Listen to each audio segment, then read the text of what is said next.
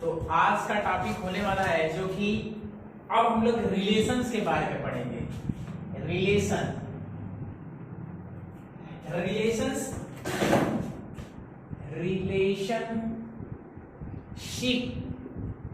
Between nearest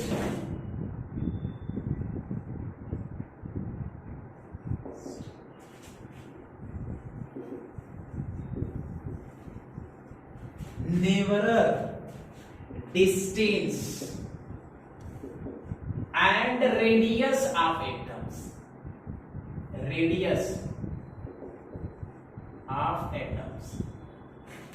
दो atoms के सबसे नियरेस्ट डिस्टेंस के बारे में पढ़ेंगे। तो आइए किसके बारे में अभी पढ़ने जा रहे हैं? तो पहला हम लोग पढ़ रहे हैं सिंपल क्यूबिक के बारे में। किसके बारे में? सिंपल क्यूबिक के बारे में।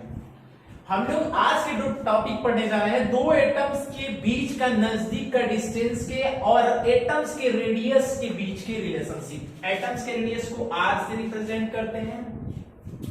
नियरेस्ट डिस्टेंस को आप अगर चाहोगे रिप्रेजेंट करना तो स्मॉल d से रिप्रेजेंट कर देना, ठीक है। तो हम सिंपल क्यूबिक का मतलब कि कोई भी जो हमारा एटम्स होता है वो cubical unit, small units cubical structures में होता है, तो हमें ये पढ़ना है। तो हम बताए थे कि हर जगह पर एकाएक एटम्स होता है ऐसे। तो बताओ अगर तुम्हारा एज लेंथ सपोज कर लो कि ए रहा होगा, सपोज दैट एज लेंथ जो हमारा है क्यूब का वो मान लो कि स्मॉल ए है, तो टोटल डिस्टेंस कितना होगा? नियरेस्ट डिस्टेंस का मतलब कि दो एटम्स के बीच में, यही तो d जो हमारा, यही a हमारा d बन जाएगा क्योंकि यही तो दो एटम है, दोनों के नजदीक का डिस्टेंस d हो जाएगा। तो नियरेस्ट जो डिस्टेंस होगा, nearest distance is equal to d equal to a। तो ये हमारा फॉर्मूला याद रखना पड़ेगा, नियरेस्ट डिस्टेंस a है। तो रेडियस का फॉर्मूला क्या होगा? तो पता है ना कि ये हाफ क्या होगा? रेडियस। तो रेडियस का फॉर्मूला क्या हो जाएगा? Radius is equal to, radius D के हाफ है कि नहीं, यानी r is equal to D upon में 2। तो ये हमारा रिलेशन हुआ r और d के बीच में। किसके लिए? सिंपल क्यूबिक के लिए। अब इसके बाद हम लोग देखेंगे फेस सेंटर क्यूबिक का रिलेशनशिप, जस्ट इसके नेक्स्ट वीडियो में, ठीक है।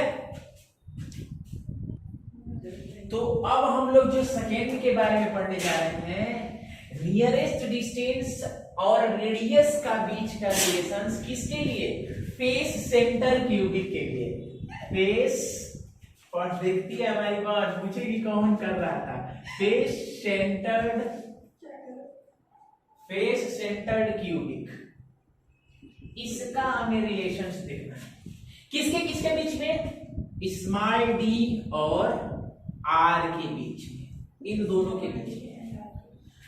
तो हमें पता है कि कोई भी यूनिट सेल जो होती है छोटी सी, वो कैसी होती है? क्यूबिक स्ट्रक्चर्स का होती है। ऐसा स्ट्रक्चर्स दिया जाता है। हर एक कॉर्नर पे एक एटम्स होते हैं ऐसे, ठीक है। फेस की बात की जा रही है, मान लो ये ए है, ये तुम्हारा बी है, ये तुम्हारा सी है। फेस मतलब कि एक यहां पर भी रहा होगा, तो मैं उठा रहा हूं उस चीज को ऐसे। अब देखो ऐसे एटम्स प्रेजेंट होते हैं,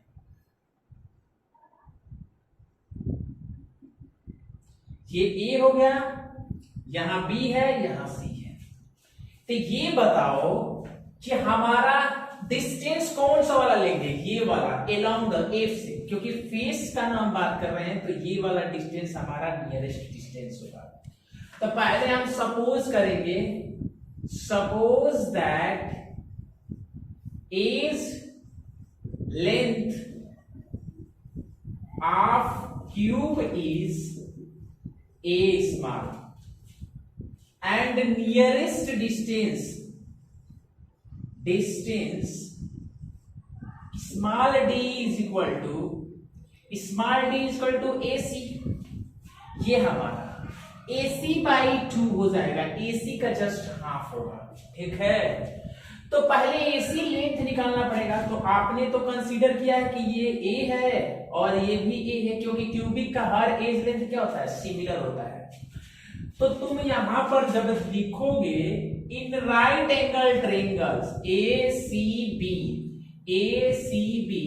AC square is equal to AB का स्क्वायर प्लस BC का स्क्वायर। अब फर्दर हम यहां पर मूव करेंगे, ठीक है। जब हमको पता है कि AC इज इक्वल टू क्या हो जाएगा, AB is equal to A का स्क्वायर प्लस A का square, that is become to the 2A square. जब ये AC का स्क्वायर हटाएंगे तो ये क्या हो जाएगा, AC is equal to under में 2A हो जाएगा। डॉट यहां पर लगा देना। तो D का क्या हो जाएगा, फ्रॉम इक्वेशन फर्स्ट से D इज इक्वल टू कितना हो जाएगा, अंडर 2 अपान में 2। हमें पता है कि एक 2 की जगह पर क्या लिख सकते हो, 2 इज इक्वल टू अंडर 2 लिख सकती हो, तभी तो दोनों मल्टीप्लाई करने पर 2 आएगा। तो यानी under 2 multiply A under 2 multiply under 2, एक अंडर से अंडर कैंसिल, यानी A अंडर 2, ये तुम्हारा डिस्टेंस हुआ। अभी इसके आगे और है, अभी R के रिलेशंस निकालना है, तो पहले इतना नोट कर लो।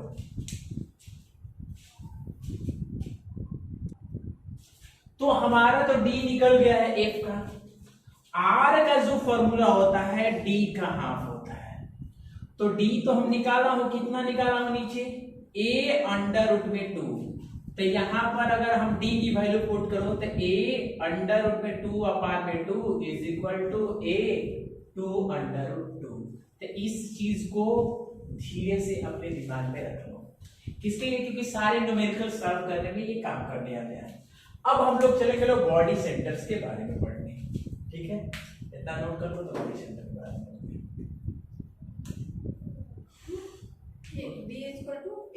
क्या निकला है, A अंडर रूट में 2, वही चीज हो तो D तो है, वही चीज पुट किया, ठीक है। चलो डाउन,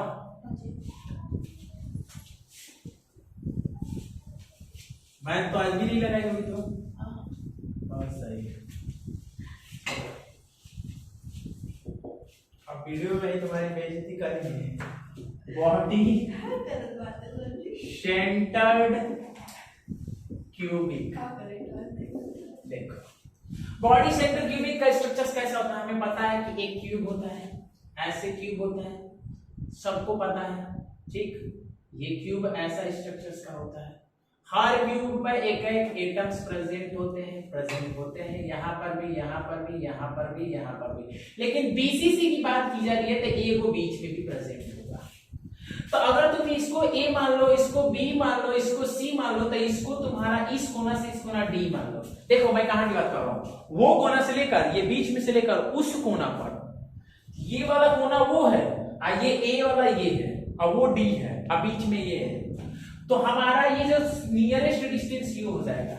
एक्चुअल में ऐसे है, एटम ऐसे है, देखो ये सब सट के हैं, सब ये दोनों सटे हुए, सब एडी सटा हुआ है, समझ में आया। ये एडी सटा हुआ है एटम, हम दिखा नहीं पा रहे हैं, समझ में आया। तो इस चीज को ध्यान रखना, ठीक है। तो वी नो दैट, हम जानते हैं that A is the edge length of cube। हमारा एज जो होता है एज लेंथ होता है क्यूब का, ठीक है। द नियरेस्ट डिस्टेंस का फॉर्मूला तो बार बार बोलते आ रहा हूं कि D इज इक्वल टू कितना हो जाएगा, AB का हाफ। उस समय AB का हाफ लिया था, AC का हाफ फेस में, ये एडी का, क्योंकि बॉडी की बात हो रही है तो बॉडी के ही तो एला में लेना पड़ेगा डिस्टेंस। तो ये तुम्हारा एडी है, एडी का हाफ। तो पहले तो हमें एडी निकालना पड़ेगा। तो एडी कैसे निकालूंगा, अब देखो ये भी ए है, ये भी ए लेंथ है, ये भी ए लेंथ है, ये भी ए लेंथ है, सब के सब ए लेंथ है।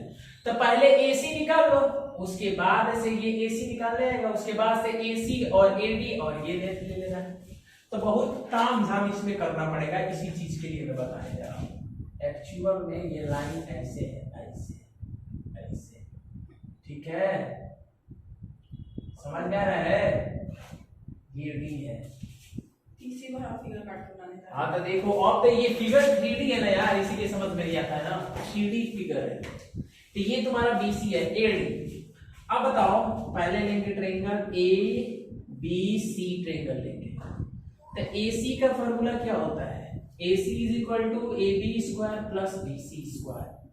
AB भी हमारा A है, BC भी हमारा A है, तो ये हो जाएगा 2A स्क्वायर, ये AC का स्क्वायर, दैट मींस कि AC is equal to under root 2A हो जाएगा। अब हम चलेंगे इन ट्रायंगल्स ADC। इसके लिए ये हाइपोटेनस की तरह काम करेगा। AD square is equal to AC square plus DC square. अब AC स्क्वायर कितना मिला है? 2A स्क्वायर मिला है। DC कितना है? DC A स्क्वायर है। टोटल हमारा कितना हो जाएगा? 3A square. तो यहां से केवल AD निकालो तो कितना हो जाएगा? अंडर रूट 3A हो जाएगा। इस चीज को याद रखना। अब इस AD को फर्स्ट इक्वेशन पे हम लोग रखेंगे। बहुत इसमें कॉम्प्लेक्स है, आराम से समझते हैं तब समझ में आता है, इतना नोट करो।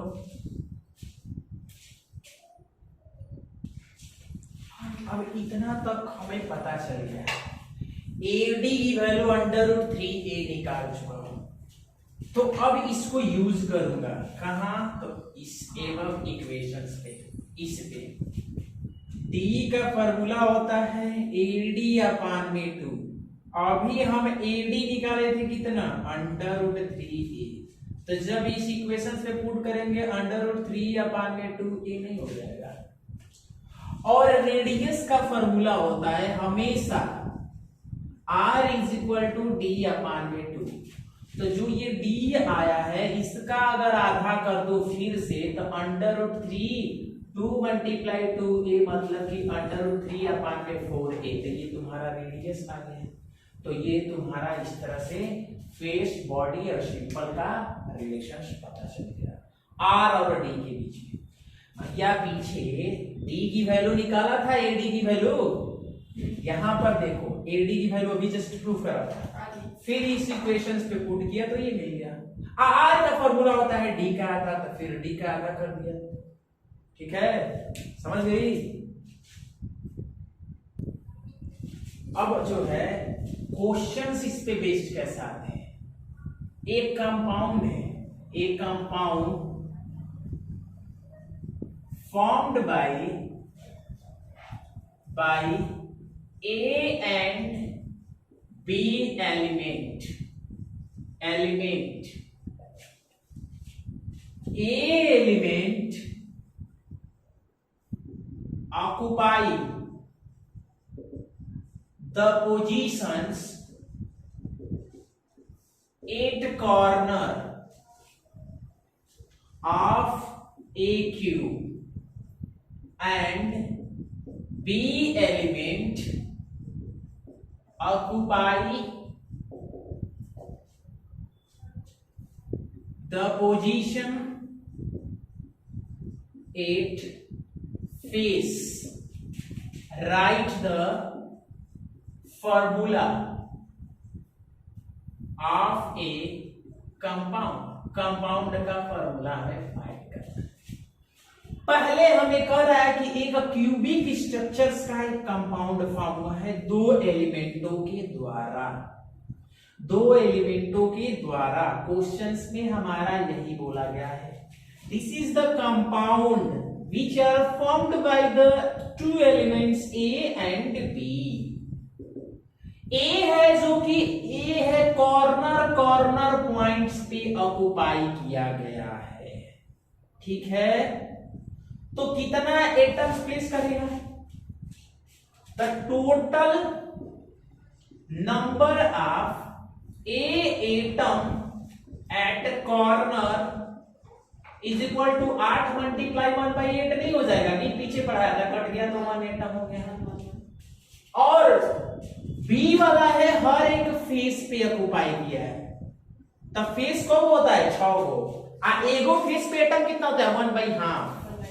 कल ही बताया था, क्योंकि आधा इधर रहेगा आधा उधर रहेगा। The total number of atom at face B is equal to 1/2 multiply 6 कटा दूंगा 3, ये 3 होगा। तो फॉर्मूला क्या हो जाएगा, फॉर्मूला होगा AB3, ये तुम्हारा फॉर्मूला होगा अमाउंट का। A एक बार है, B 3 बार है, इसीलिए AB। ठीक है। तो जो नेक्स्ट टॉपिक है packing efficiency. What is packing efficiency? Packing efficiency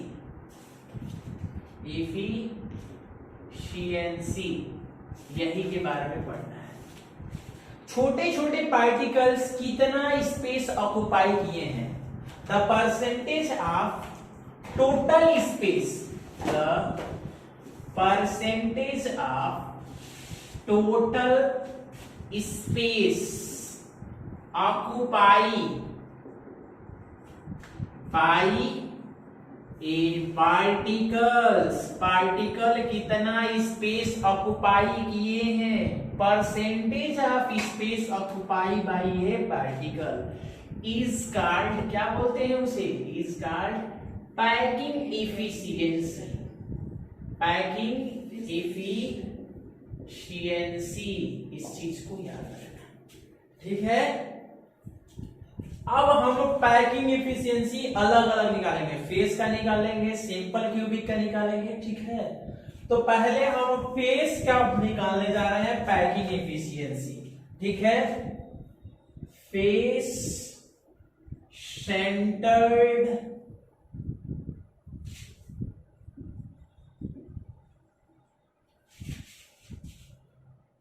face centred cubic के बारे में निकालने जा रहे हैं। ठीक है। पैकिंग इफिशियंसी, हमें पता है कि फेस का स्ट्रक्चर कैसे होता है, ऐसे। ठीक है। ये ऐसे जुड़ा होता है, ऐसे ऐसे ऐसे।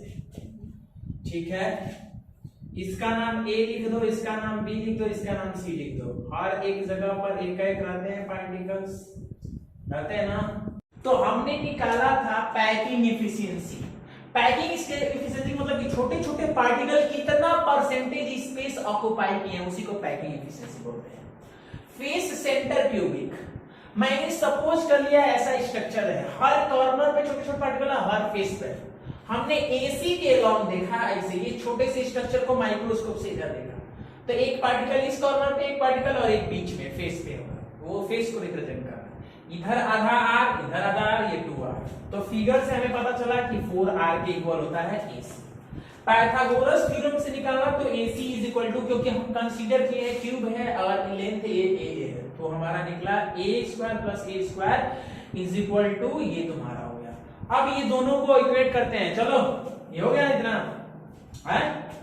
चलो अब इन दोनों को इक्वेट करते हैं। देखो एक इक्वेशन AC के 4R आया था, from equations first and second, एक AC का 4R आया था, एक AC का कितना आया था, √2A आया था। तो यहां से अगर हम चाहूं तो A का फॉर्मूला कितना हो जाएगा बताओ तो, 4R √2। जब इसको कटाओगी तो क्या लिख सकती हो, 2 × 2 R अपान में √2। जब इसको कटाओगे तो कितना बचेगा, ये √2 बचेगा, यानी तुम्हारा A का फॉर्मूला आया 2 √ 2R आया। ये हमारा तीसरा इक्वेशन हो गया। ठीक है, समझी। चलो इतना नोट कर लो। ठीक है। यूनिट सेल का क्या निकल गया, एज लेंथ निकल गया। क्या निकल गया, एज लेंथ निकल गया। हो गया इतना। पैकिंग इफिशियंसी का फॉर्मूला क्या होता है, packing efficiency is equal to volume of, किसका, volume of unit cell, upon में total volume of unit cell, volume of 4 sphere, क्योंकि 4 स्पेयर होते हैं ना,